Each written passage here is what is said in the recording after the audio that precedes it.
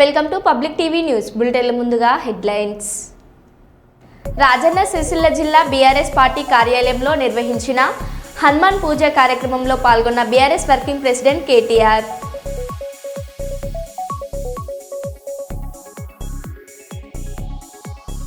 శ్మశాన వాటికలో నిర్మాణాలు తొలగించకపోతే తామే స్వయంగా కూలగొడతామని ఈటెల రాజేందర్ హెచ్చరించడంతో తెగివచ్చిన ప్రభుత్వం.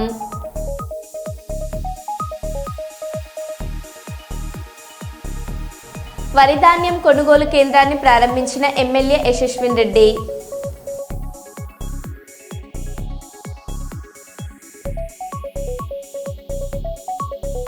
మహిళలకు పండ్లు కూరగాయలు పంపిణీ చేసిన డాక్టర్ శంకర్ శర్మ.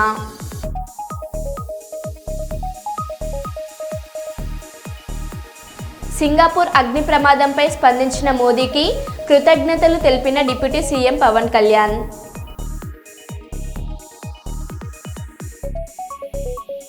భారత కమ్యూనిస్టు పార్టీ ఆధ్వర్యంలో ప్రజలపై నిత్యావసర సరుకులు అధిక ధరలు పెంచినందుకు నిరసన.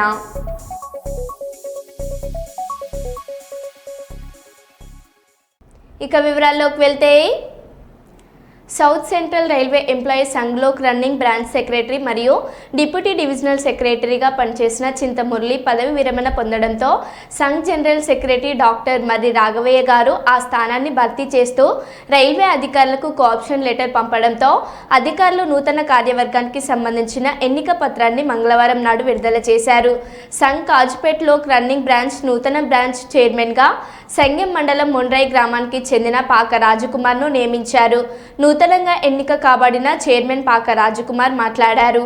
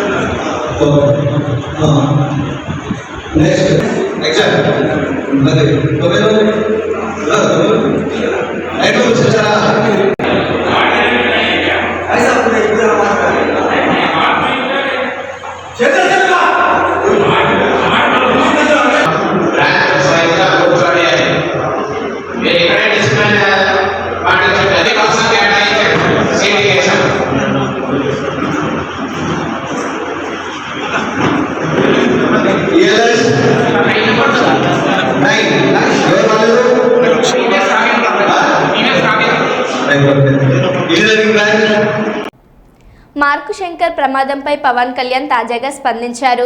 ఈ సందర్భంగా ఆయన ప్రెస్ మీట్లో మాట్లాడుతూ సింగపూర్ అగ్ని ప్రమాదంపై స్పందించిన ప్రధాని మోదీకి కృతజ్ఞతలు తెలియజేశారు. విషయం తెలిసిన వెంటనే నాకు ప్రధాని ఫోన్ చేశారు. అలాగే సింగపూర్లోని భారత రాయబారికి ఫోన్ చేసి ఆరా తీశారు. శంకర్ త్వరగా కోలుకోవాలని ఆకాంక్షిస్తూ స్పందించిన సీఎం చంద్రబాబు, సీఎం రేవంత్ రెడ్డి, లోకేష్ సహా అందరికీ పవన్ ధన్యవాదాలు తెలియజేశారు. మనకు ఇండియన్ హై కమిషనర్ కూడా తెలియజేసినందుకు మనస్ఫూర్తిగా ప్రధానమంత్రి నరేంద్ర మోదీ గారికి నా హృదయపూర్వక ధన్యవాదాలు తెలుపుకుంటా ఉన్నాను. అలాగే మీటింగ్లో ఉండగానే నారా చంద్రబాబు నాయుడు గారు, గౌరవ ముఖ్యమంత్రి నారా చంద్రబాబు నాయుడు గారికి ఫోన్ చేసి కూడా వాకప్ చేశారు. వారికి కూడా నా కృతజ్ఞతలు తెలియజేస్తాను. అలాగే నారా లోకేష్ గారికి కూడా ప్రత్యేకించి ఫోన్ చేసి అడిగారు. అలాగే హోంమంత్రి అనిత్ గారు కూడా అడిగారు. అలాగే కేటీఆర్ గారికి కూడా నా ప్రత్యేకమైన ధన్యవాదాలు తెలియజేసుకుంటున్నాను. అలాగే ఆంధ్రప్రదేశ్ మాజీ ముఖ్యమంత్రి శ్రీ జగన్మోహన్ రెడ్డి గారికి కూడా నా ధన్యవాదాలు తెలియజేస్తాను. తమిళనాడు మాజీ ముఖ్యమంత్రి శ్రీ ఎడప్పాడి పళనిస్వామి గారికి, కేంద్ర మంత్రులు కిషన్ రెడ్డి గారికి, బండి సంజయ్ గారికి, ఆంధ్రప్రదేశ్ ఉపసభాపతి రఘురామకృష్ణరాజు గారికి, రాష్ట్ర మంత్రులు అచ్చెన్నాయుడు గారు, నాదెండ్ల మనోహర్ గారు, దుర్గేష్ గారు, బీజేపీ ఓబీసీ మోర్చా అధ్యక్షులు doctor K Laxman garu, BRS working president Shri KTR garu, అలాగే మిగతా ఎంపీలు, ఎమ్మెల్సీలు హరీష్ రావు గారికి, అలాగే ఆంధ్రప్రదేశ్ గవర్నర్ జస్టిస్ అబ్దుల్ నజీర్ గారికి, తెలంగాణ రాష్ట్ర ముఖ్యమంత్రి గౌరవ ముఖ్యమంత్రి రేవంత్ రెడ్డి గారికి, పౌర విమానయాన శాఖ మంత్రి శ్రీ రామ్మోహన్ నాయుడు గారు, ప్రతి ఒక్కరికి పేరు పేరున ధన్యవాదాలు. అలాగే నా తోటి నటీనటులందరూ కూడా మనస్ఫూర్తిగా ఈ సందర్భంలో నాకు వారి వాళ్ళ సందేశాన్ని నాకు తెలియజేశారు. వాళ్ళ గుడ్ విషెస్ చెప్పారు. మనస్ఫూర్తిగా వారందరికీ పేరు పేరున నా ధన్యవాదాలు తెలియకున్నాను. అలాగే నా ట్విట్టర్ అకౌంట్ ద్వారా, మన పార్టీ ట్విట్టర్ అకౌంట్ ద్వారా అందరికీ నా ధన్యవాదాలు తెలియజేస్తాను. అదోనిలో ఎమ్మెల్యే అనుచరుల దౌర్జన్యం. లారీ ఓనర్లు ఎమ్మెల్యేకు కప్పం కట్టాలంటూ హుకుం ఎమ్మెల్యేకు మామూలు చెల్లించకపోతే వాహనాలు తిరిగివ్వమంటూ హెచ్చరికలు జారీ చేస్తున్న ఎమ్మెల్యే అనుచరులు. అర్ధరాత్రి వాహనాలు నిలిపి బెదిరింపులకు దిగుతున్న వైనం.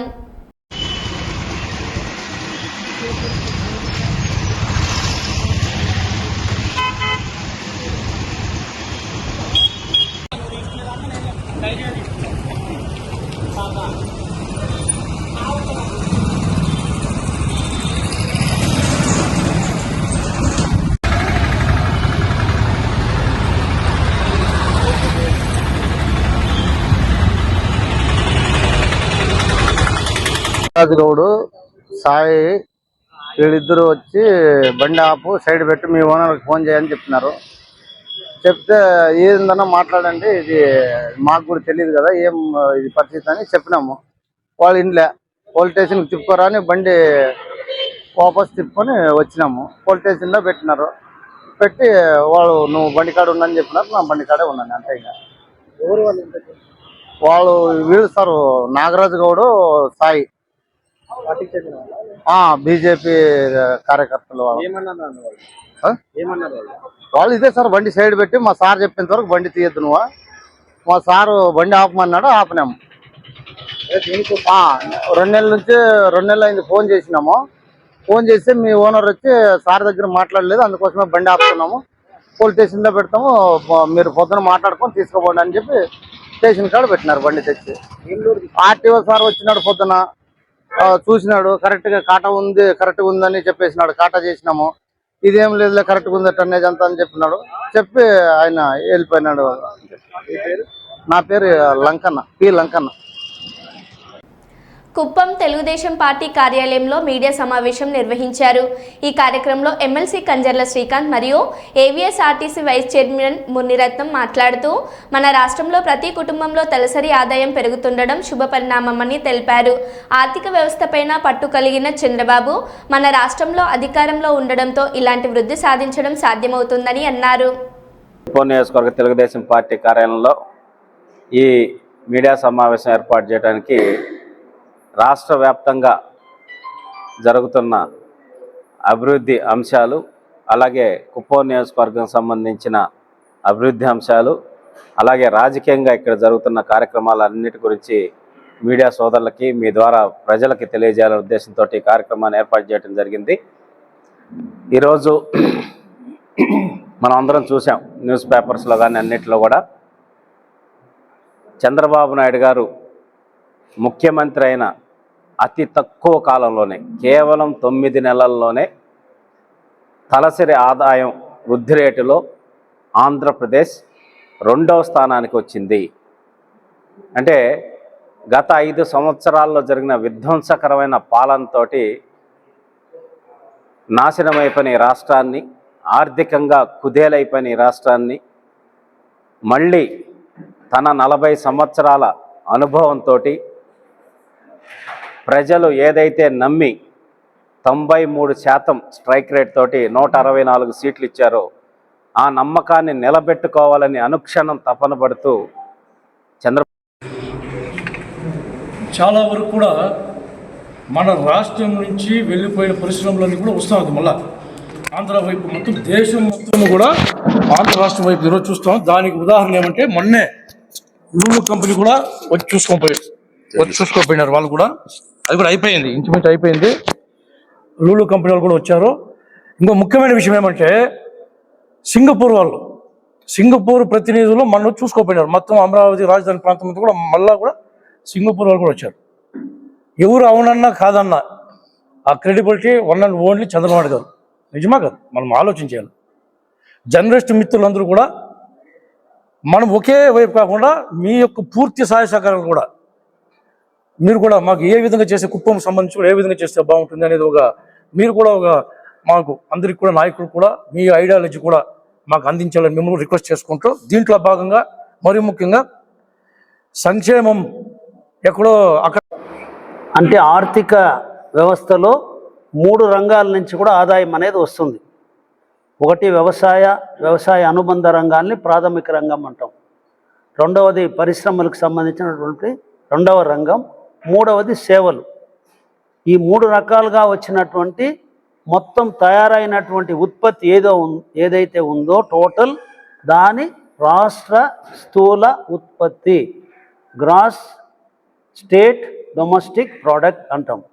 అది ఎంత వచ్చింది మనకు అంటే దాదాపు 8,65,13 కోట్లు. 8,65,13 కోట్ల విలువైనటువంటి మనం ఉత్పత్తి సాధించాం.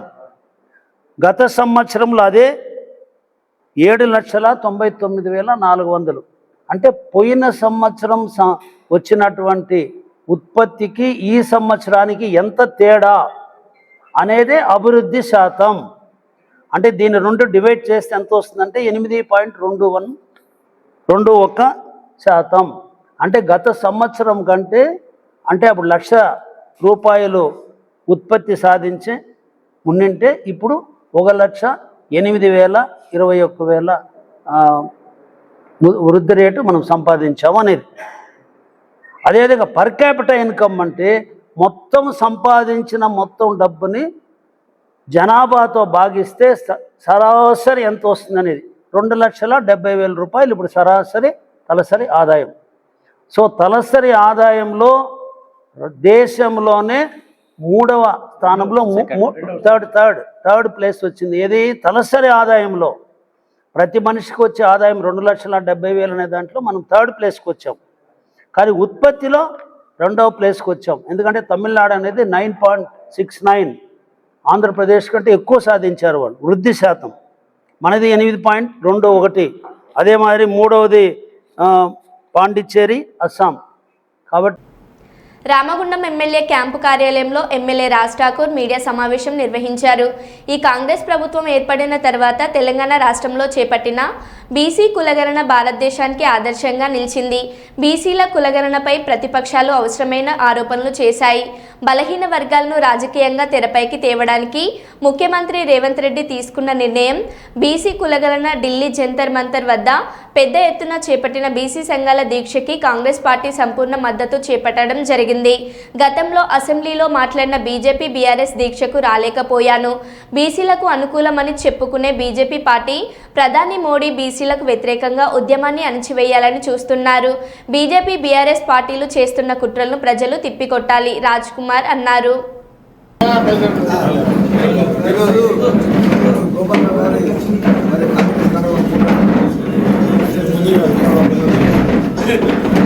Welcome back.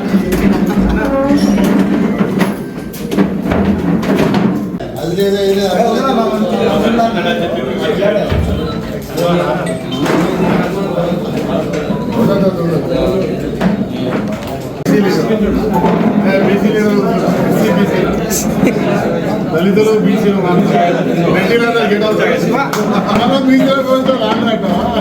రాష్ట్రంలో రాష్ట్ర ముఖ్యమంత్రి బీసీ కులగణన చేసి అసెంబ్లీ తీర్మానం చేసి 42% సామాజికంగా, విద్యాపరంగా, ఆర్థికంగా, రాజకీయంగా అన్ని రకాల రిజర్వేషన్లు కల్పించాలన్న సంకల్పంతో భారతదేశానికే ఆదర్శంగా ఈ రాష్ట్రం నిలిచింది.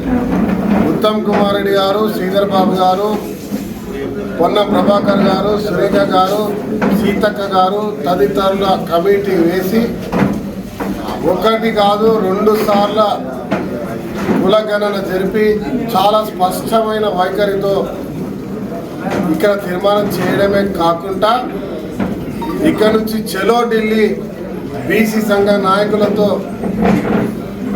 50 మంది మేధావులతో కలిసి జంతర్ మంతర్లో వేలాది మందితో కార్యక్రమం చేసి ఒక ముఖ్యమంత్రిగా అక్కడ కూర్చొని సుమారుగా భారతదేశంలో ఉన్న 70 మంది ఆర్థికంగా, రాజకీయంగా, విద్యాపరంగా, ఉద్యోగపరంగా ప్రత్యేక రిజర్వేషన్ కల్పించాలి, వాళ్ళకి ఉన్నతమైన స్థానం రావాలి, అవసరం అనుకుంటే నేను త్యాగం చేయడానికి సిద్ధం. ఇలా భారతదేశం అంతా తెలంగాణ వైపు చూస్తుంది. అన్ని రాష్ట్రాల్లో అందరు కదలి ముందుకు రాండి అని ఒక ఉద్యమాన్ని ప్రారంభించి ఇవాళ మాటలు చెబుతూ అసెంబ్లీలో కూడా బీజేపీ టీఆర్ఎస్ మేము మద్దతుని ఢిల్లీ పోరాటానికి రాకుండా ఢిల్లీకి వెళ్ళి బీసీలకు వ్యతిరేకంగా కుట్ర పన్నుతూ ఇవాళ భారతదేశంలో దాదాపు 3వసారి అధికారంలో ఉండి బీసీ అని చెప్పుకునే స్వయంగా మోడీ ఇలా బీసీలకు పూర్తిగా వ్యతిరేకంగా ఒక దీనిని ఒత్తివేసే కార్యక్రమాన్ని చేస్తున్న తీరుకి ఇలా ఉద్యమాన్ని మొదలుపెట్టినాం. గౌరవ రాహుల్ గాంధీ గారిని, సోనియా గాంధీ గారిని, కాంగ్రెస్ పార్టీ నాయకులను, ఇతర పార్టీ నాయకులను దేశం వ్యాప్తంగా ఉద్యమం చేయడానికి రేవంత్ రెడ్డి గారి నాయకత్వంలో ముందుకు పోతా ఉన్నాం. మీ ద్వారా ఈ జిల్లా కాదు రాష్ట్రంలో ఉన్న ప్రతి ఒక్క బీసీ నాయకుడిని, ప్రత్యేకంగా రామగుండం నియోజకవర్గంలో ఉన్న బీసీ బలహీనులు మరి అలా వర్గీకరణ పూర్తి చేసినటువంటి బహుజనులను కలిసి రండి, కలిసి పోదాం. ఇవాళ గాంధేయవాదంతో అంబేద్కర్ రచించిన రాజ్యాంగాన్ని అనుసరిస్తూ ప్రజా సంక్షేమాన్ని తీసుకొని ముందుకు పోతున్న మనమందరం కలిసి ముందుకు పోదాం.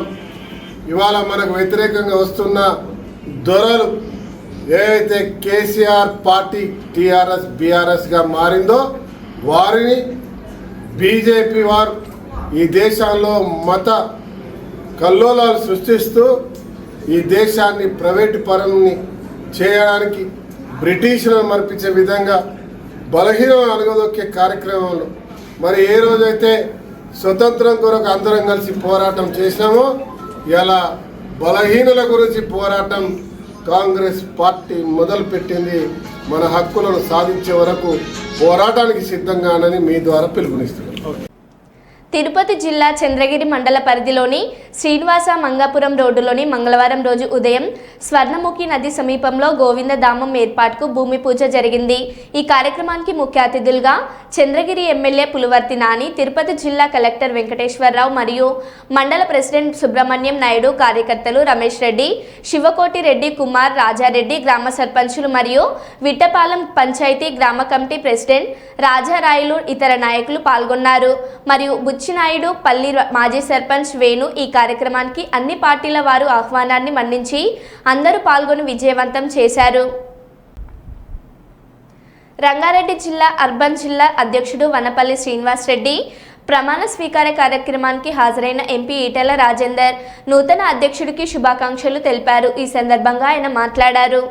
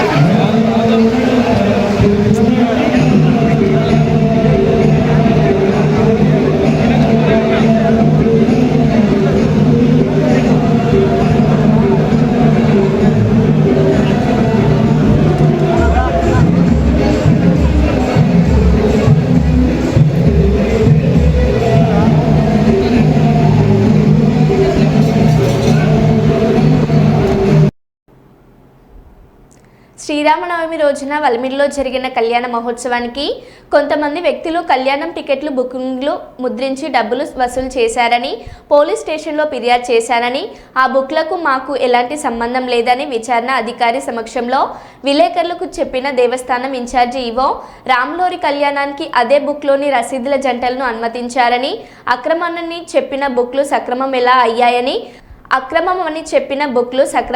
అయ్యాయని వాల్మిడికి గ్రామం మాజీ సర్పంచ్ కత్తి సైదులు, మాజీ దేవస్థానం చైర్మన్ చెరుకు రాములు ప్రశ్నించారు. ఈవో పోలీస్ స్టేషన్లో చేసిన ఫిర్యాదుకు అతిగతి లేదని, గ్రామ ప్రజలను ఎందుకు మోసం చేస్తున్నారని అన్నారు. నకిలీవిగా వారు చెప్పిన రసీదులను కళ్యాణానికి అనుమతించకపోవడంతో ఈవో ప్రమేయం కూడా ఉందని మేము భావిస్తున్నట్లు చెప్పారు. ఈవో మాటలు నమ్మశక్యంగా లేవని దేవాదాయ ధర్మాదాయ కమిషనర్ జిల్లా కలెక్టర్కు ఫిర్యాదు చేయనున్నట్లు తెలిపారు. ఇప్పటికైనా ఉన్నత అధికారులు సమగ్ర విచారణ జరిపి బాధ్యులపై చర్యలు తీసుకోవాలని డిమాండ్ చేశారు. వాళ్ళందరినీ కూడా మీరు కళ్యాణానికి ఆహ్వానించి మరి ముందు కూర్చున్నబెట్టారు. అంటే మీరు చెప్పిన దానికి ఇక్కడ జరిగేదానికి పొందడం లేదు. అంటే మీకు కూడా దీంట్లో ప్రమేయం ఉన్నది. ఇది తప్పకుండా జిల్లా కలెక్టర్ గారికి, మరి జిల్లా సిపి గారికి, మరి ఎండోమెంట్ కమిషన్ దేవాదాయ ధర్మాదాయ కమిషన్ గారికి మీ మీద కూడా మరి మేము నమ్మశక్యంగా లేదు. తప్పకుండా మీ పాత్ర కూడా ఉన్నది. ఇది మీరు చెప్పింది ఏదో మీరు మీ అధికారం అంటే మీకు ఎండోమెంట్లో బలిగా వద్దని మీరు ఆఫీసర్గా మీరు వాళ్ళ మీద నెట్టేయడం, ఇది మీది మీ ప్రధాన పాత్ర. మీకు ప్లస్ వాళ్ళు వసూలు చేసిన మరి వాళ్ళ భాగస్వామ్యం కూడా ఉంది. ఇది వెంటనే మేము కలెక్టర్ గారికి మరి మరొకసారి మేము వీళ్ళ మీద చర్య తీసుకోవాల్సిందిగా ఎండోమెంట్ ఈవో గారు కానీ, లేకపోతే అక్కడ వసూలు చేసిన మరి ఆ భక్తులు ఎవరైతే ఉన్నారో కాంగ్రెస్ నాయకులు వాళ్ళ మీద కానీ మేము తక్షణమే మరి ఎమ్మెల్యే గారు కూడా మేము ఏమంటున్నాం అంటే వీళ్ళ మీద ఏ మాత్రం ఈవో గారు చర్య తీసుకోలేదు. మరి అక్కడ నకిలీ బుక్కులు వసూలు చేసి మరి కార్యకర్తల మీద కూడా చర్య తీసుకోలేదు. అంటే మీకు కూడా భాగస్వామ్యం ఉందని మేము భావించవలసి వస్తుందని తెలియజేస్తున్నాం. పాణ్యం నియోజకవర్గం పాణ్యం మండలం నెరవాడ గ్రామంలో శ్రీరామనవమి పండుగ పురస్కరించుకొని శ్రీ కెన్నకేశవ సీతారామాంజనేయ స్వామి వారిని దర్శించుకొని గ్రామ నాయకుల ఆహ్వానం మేరకు ఆతిథ్యం స్వీకరించిన పాణ్యం మాజీ ఎమ్మెల్యే శ్రీ కాటసాని రాంభూపాల్ రెడ్డి. ఈ కార్యక్రమంలో పాణ్యం మండల నాయకులు మరియు గ్రామ నాయకులు తదితరులు పాల్గొన్నారు.